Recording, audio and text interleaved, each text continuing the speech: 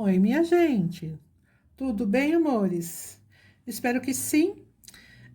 Vamos abrir a apostila de história na página 191 e ver um pouco mais sobre patrimônio. Agora é patrimônio na história do Brasil, tá bom? O que significa esse patrimônio na história do Brasil? Então vamos lá. Como você já sabe, o Brasil foi ocupado por portugueses a partir do ano de 1500. Com o passar dos anos, os colonizadores que aqui vieram foram acumulando bens, formando patrimônio particular deles. Os portugueses também criaram comunidades unidas pelo catolicismo, como em Portugal. Essas comunidades construíram capelas e igrejas e muitas cidades surgiram ao redor desses edifícios, dessas igrejas, tá? Para os portugueses no Brasil, as igrejas eram parte do patrimônio da comunidade deles. Antes da chegada dos portugueses, havia indígenas morando no Brasil. Depois foram trazidos muitos africanos na condição de escravizados. Será que esses grupos tinham algum patrimônio? Converse com seus colegas sobre isso. Então, sim, eles tinham patrimônio, né? Não precisava ser algo, um bem valioso, mas a alimentação deles, né? Para eles era um patrimônio, né? O vestuário, as músicas, as festividades, as comemorações, tudo isso fazia parte do patrimônio indígena e do patrimônio dos negros escravizados, certo? Só que os portugueses não viam isso como patrimônio. Patrimônio para eles era só o que era deles, tá? O que vinha com a religião deles, que vinha de Portugal. Então, a ideia de patrimônio nacional não existia no Brasil em 1822. Nacional quer dizer o quê? Que envolve a nação toda. Nesse ano, o Brasil se tornou independente de Portugal. Aos poucos, os habitantes do Brasil passaram a se interessar pelo desenvolvimento de uma identidade nacional. Aqui tem o monumento à independência do Brasil, tá bom? Fica lá às margens do rio Ipiranga, em São Paulo. Já na página 192 fala das coleções imperiais. Dom Pedro I, Dom Pedro II foram os imperadores do Brasil após a independência.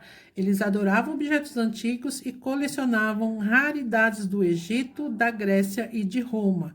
Então, para eles, o que tinha valor eram objetos que vinham desses lugares, raridades, né? Então, era uma moda na época, seguida pelos europeus, né? Os mais ricos, lógico. Durante o Império, muitas relíquias foram trazidas para o Brasil, como moedas gregas, as múmias egípcias. A cultura da antiguidade era muito valorizada pelos imperadores e pelas elites, as pessoas que tinham dinheiro. A coleção egípcia dos imperadores se tornou parte do patrimônio público brasileiro depois do fim do governo imperial, que foi em 1889. Essa coleção estava guardada desde então no Museu Nacional, no Rio de Janeiro. Mas, infelizmente, houve um incêndio lá em 2018 e muitas dessas peças foram queimadas e perdidas, né? Leiam aí sobre o Para Saber Mais. Façam a atividade com a lupa na mão. Façam essa atividade da 193. E agora nós vamos ver um pouco sobre a criação do patrimônio nacional, que é sobre aquele SPAM, né? Que a gente já viu numa outra atividade. Então, vamos lá, amores. Após a proclamação da República em 1889, aumentou o interesse na construção da identidade cultural brasileira. Durante o governo de Getúlio Vargas, houve a preocupação com a memória e a história do Brasil. Um dos objetivos de Vargas era fortalecer a identidade nacional. Assim, em 1937, foi fundado o Serviço de Patrimônio Histórico Artístico Nacional. Esse órgão do governo tinha como função pesquisar e definir quais obras de arte e construções faziam parte do patrimônio nacional. Então, eles observavam que construção, que objeto fazia parte da história, né? Na época desse SPAM, não existia preocupação com o patrimônio imaterial. Então, assim, músicas, né, festividades, nada disso para eles contava como patrimônio, tá? Então, patrimônio imaterial não, para eles era só o material mesmo, tá bom? Atualmente, o SPAN se chama Instituto Patrimônio Histórico e Artístico Nacional. ele continua responsável pelo tombamento de bens culturais.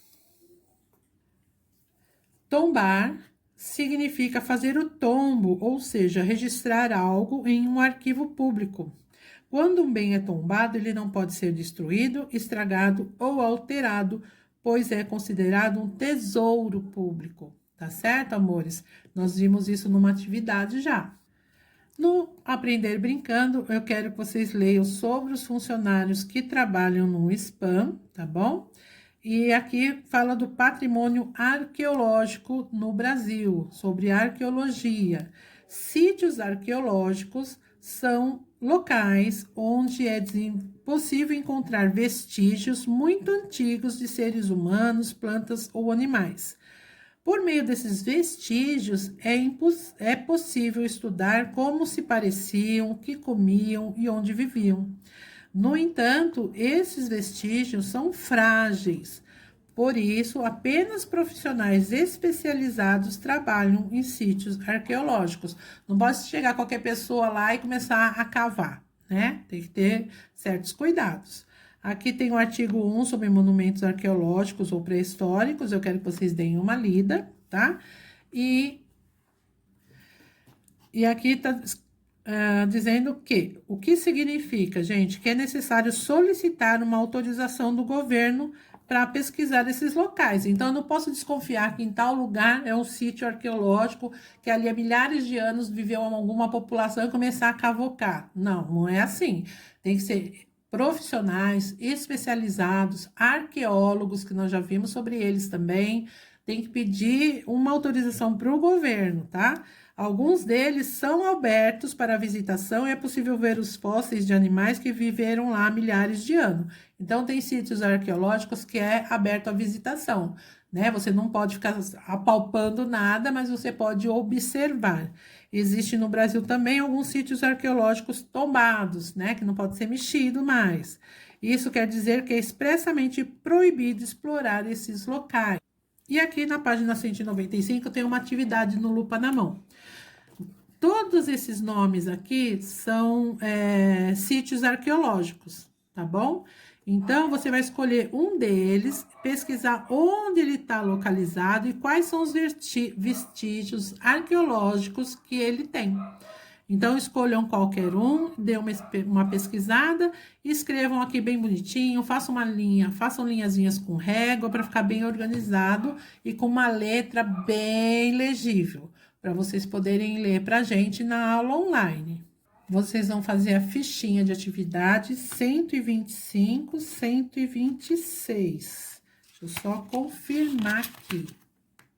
Não, 123, 124 é a fichinha do caderno de atividades. Tá bom, meus amores? Vejo vocês na aula online. Tchau!